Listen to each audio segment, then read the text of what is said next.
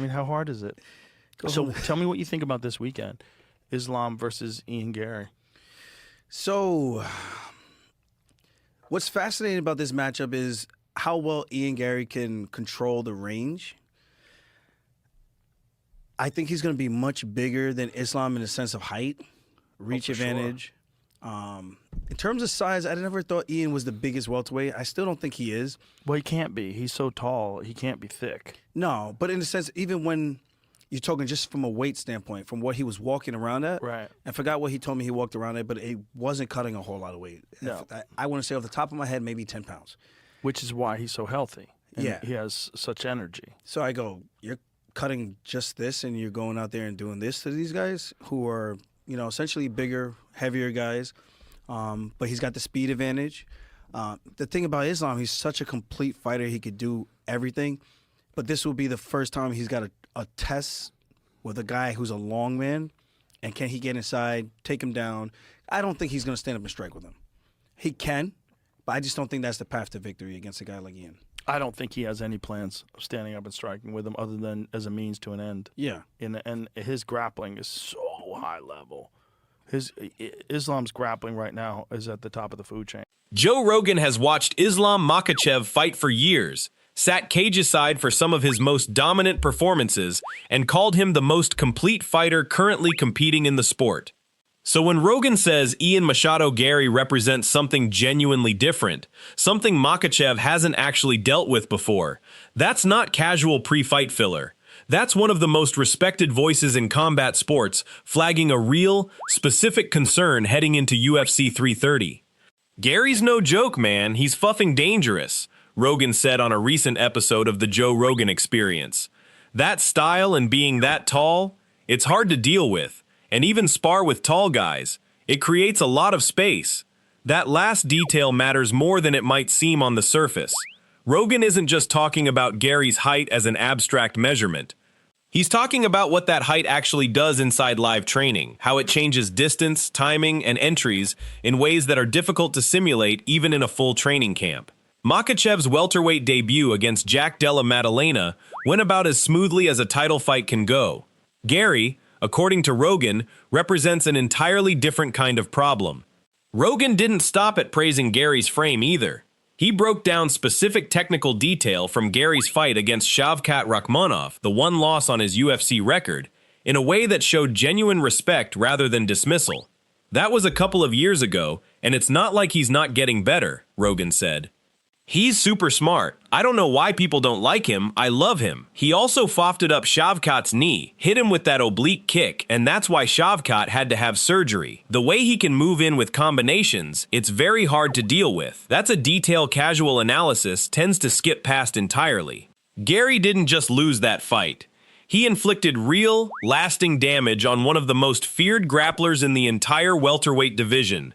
An oblique kick significant enough to require surgery afterward. Rogan clearly sees that moment as evidence Garry brings genuine, underrated danger into every fight, win or lose. That specific fight deserves more context too, because it's the one data point everyone keeps returning to when trying to figure out whether Gary's tools translate against elite grappling threats.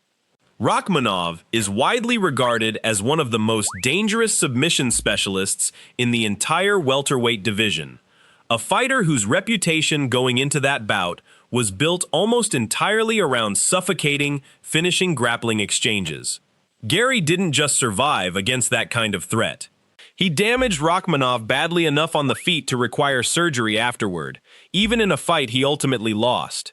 That's exactly the kind of nuance Rogan's breakdown captures that a simple record-based analysis misses entirely. A loss on paper doesn't always tell the full story of who actually did more damage inside the cage. I like the fight, Rogan continued. I think Ian has a real chance. That's a notably different framing than most of the pre-fight consensus circulating this week, which has heavily favored Makhachev across betting markets and much of the current fighter roster. Rogan isn't dismissing Makhachev's chances either. He's simply refusing to write Garry off, the way plenty of other analysts have.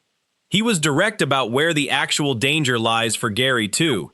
But if he gets taken down, he might just get smooshed and choked, Rogan admitted, drawing the same clear red line nearly every serious breakdown of this fight keeps landing on.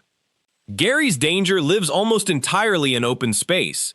The moment Makhachev closes that distance and gets his hands on him, according to Rogan, the entire complexion of the fight changes completely. That's exactly the tension defining Rogan's full breakdown of this matchup, and it's worth sitting with because it's more nuanced than a simple prediction either way. Makhachev has made an entire career out of shrinking ambitious, dangerous opponents down into a much smaller version of themselves once he gets his hands on them.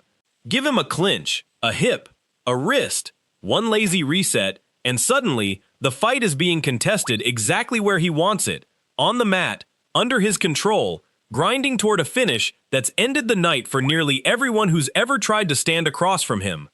Garry's entire challenge, according to Rogan's read, isn't really about winning the fight outright in the traditional sense. It's about making that specific process, the clinch, the hip positioning, the entries Makhachev has perfected over 16 straight wins, irritating, costly, and as late in the fight as humanly possible. Makhachev enters this fight at 28-1 overall, 17-1 inside the UFC specifically, with his lone professional loss coming all the way back in 2015. Garry enters at 17-1, 10-1 in the UFC, the same Rachmanov fight representing his only defeat at the promotional level. Both records support exactly the kind of respect Rogan has shown toward each man throughout his breakdown. Two fighters who've cleared out almost everyone put in front of them, now finally sharing the octagon together for the first time this Saturday at Xfinity Mobile Arena in Philadelphia. Rogan's willingness to give Garry real credit fits into a broader pattern he's noticed across the sport this year too. Just weeks before this fight, Justin Gaethje stopped Ilia Topuria at UFC Freedom 250 to capture the undisputed lightweight crown, a result that shocked plenty of people who'd written off Gaethje's championship chances entirely. When Rogan talks about Garry having a serious, legitimate opening against Makhachev, it fits that same wider mood settling over the sport right now. Even the biggest, most dominant favorites aren't walking through 2026 completely untouched anymore. That context matters when weighing exactly how seriously to take Rogan's genuine belief that Garry has a real shot here, rather than treating it as simple contrarian hot take territory. It's also worth noting, Rogan won't just be breaking this fight down from a podcast studio. He's confirmed to return to color commentary for UFC 330 itself, sitting cageside alongside Daniel Cormier and play-by-play voice John Anik. That means the analysis he's shared across these podcast episodes isn't just speculation from a distance. He's going to be watching this exact matchup unfold live, in real time, from a seat closer to the action than almost anyone else discussing this fight publicly, which adds real weight to how seriously his pre-fight breakdown should be taken heading into Saturday.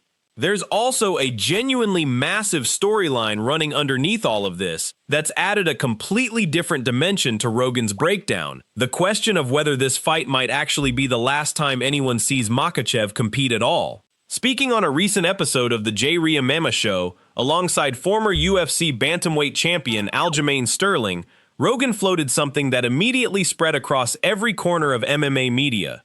"We'll see what happens," Rogan said. "Islam may retire. He may retire. He's done a lot. He's competed in 2 different weight classes and won world championships in 2 different weight classes." He didn't stop there either, laying out exactly the scenario he could see playing out. If he beats Ian, if he submits Ian, and says, "I've had enough, I'm going to do what Khabib did, and I'm going to coach now," I could see that, and then I could see Morales and Prates for the undisputed title. Think about the weight of that statement for a second. Rogan isn't predicting Makhachev loses this fight. He's predicting that even if Makhachev wins, and wins decisively, that victory alone might be enough to satisfy him completely, prompting him to walk away from active competition entirely and follow the exact path his mentor Khabib Nurmagomedov took after retiring undefeated to focus purely on coaching.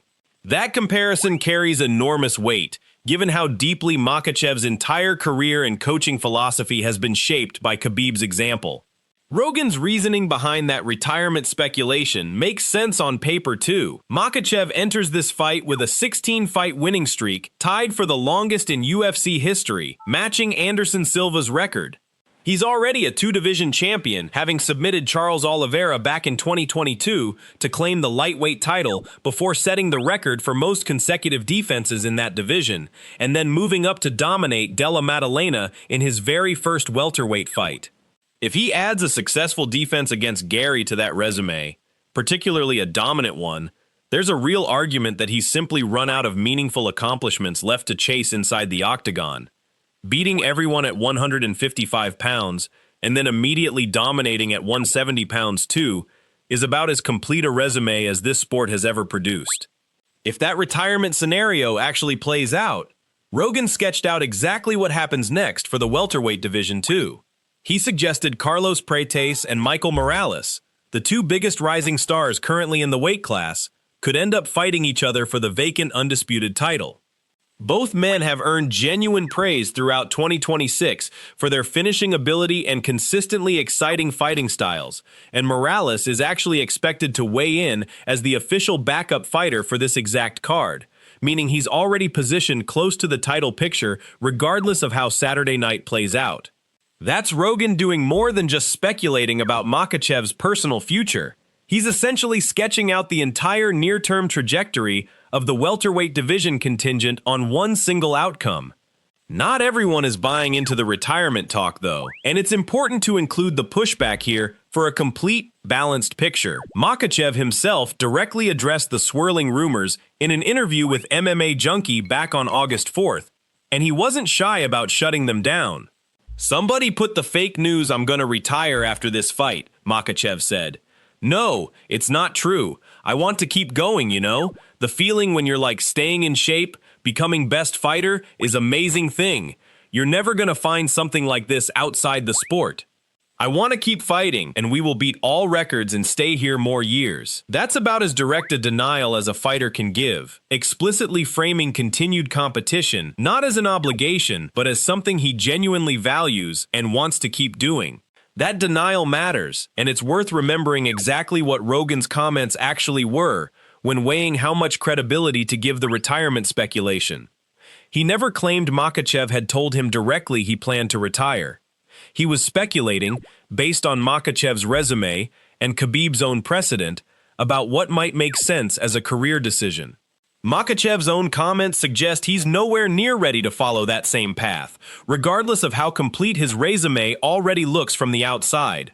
Words in the lead-up to a fight, as plenty of analysts have pointed out, are often not worth much until the outcome itself actually forces a real decision one way or the other. Conor McGregor has also weighed in on this exact question, adding another voice pushing back against the retirement narrative entirely. McGregor has stated publicly that he believes Makhachev has plenty of fights left in his career, a notable comment given McGregor's own recent history of comebacks and layoffs, and someone who understands better than most what it takes to keep competing at an elite level even after achieving nearly everything there is to achieve in the sport. Rogan's overall respect for Makhachev's skill set has been consistent for years now, and it's worth understanding the full history behind why his opinion on this matchup carries so much weight in the first place. Back before Makhachev's UFC 284 title defense against Alexander Volkanovski, Rogan commented extensively on his physical dominance even at 155 pounds. "Do you think he's big enough to compete against a guy like Islam, who's a really big 155er? Rogan asked at the time, discussing whether Volkanovski, stepping up from featherweight, could handle the size disparity. "Islam is big. I don't know what he's cutting, but he's got the perfect physique for that weight class. He doesn't look anything like a 155-pound guy." That's a detail worth remembering now that Makhachev has moved up an entire additional weight class to welterweight, adding real muscle specifically for this new home according to his coach Javier Mendez, and is once again being discussed in terms of size and physical dominance, this time against an opponent even taller than he is. That UFC 294 fight against Volkanovski deserves its own mention too, because Rogan wasn't even calling that one cage side. He watched the knockout finish from home, streaming his live reaction as a fight companion episode of his own podcast, and didn't hide his genuine shock in the moment.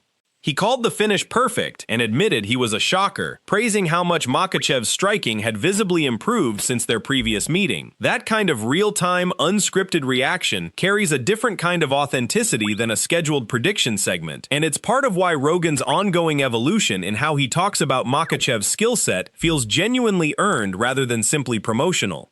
Rogan's admiration for Makhachev's overall game has only grown since then too. Discussing the broader pound-for-pound conversation, Rogan has stated flatly that no fighter is more well-rounded than Makhachev, name-checking his all-around skill set as superior even to legends like Conor McGregor and Alexander Volkanovski. He specifically praised the evolution of his striking too, comparing one of his signature finishes to a fighter widely regarded as one of the most technically gifted strikers ever to compete, saying Makhachev's head kick looked just like John Jones. That comparison isn't thrown around casually. It reflects genuine, accumulated respect built across years of watching Makhachev's game expand from a pure wrestling threat into something significantly more complete and dangerous on the feet as well. That evolution matters directly for how Rogan reads this specific fight against Garry too. If Makhachev were still purely a wrestler with limited striking, Garry's size, range, and movement advantages would represent an even more one-dimensional puzzle to solve. But Rogan's own analysis suggests Makhachev's improved striking gives him more than one path to victory here, meaning Garry can't simply focus on avoiding takedowns and assume he's neutralized the champion's entire offensive game plan. The Khabib comparison Rogan drew deserves more attention on its own, because it's not a casual reference. Khabib retired in 2020 immediately after submitting Justin Gaethje to defend his lightweight title, walking away undefeated at 29-0 despite being widely considered the best lightweight fighter in UFC history at that exact moment. He made that decision specifically to honor a promise to his mother following his father's death, choosing family and coaching over continuing to chase records inside the octagon. If Rogan's speculation about Makhachev proves accurate, the parallel would be almost poetic. A student walking away at the absolute peak of his powers, following the exact same principled logic that defined his mentor's own legendary exit from the sport. That coaching path has already proven remarkably successful for the extended Nurmagomedov camp too, which adds real credibility to the idea that Makhachev could walk away and still remain deeply involved in the sport's biggest storylines. Khabib has continued building champions since his own retirement, with Makhachev himself being the most obvious example, along with cousin Umar Nurmagomedov developing into a legitimate bantamweight title threat under that same coaching system. If Makhachev does eventually follow that same path, stepping back from active competition to focus on developing the next generation of Eagles MMA fighters, it wouldn't represent an ending so much as a transition into a role the entire camp has already proven it can execute at an elite level.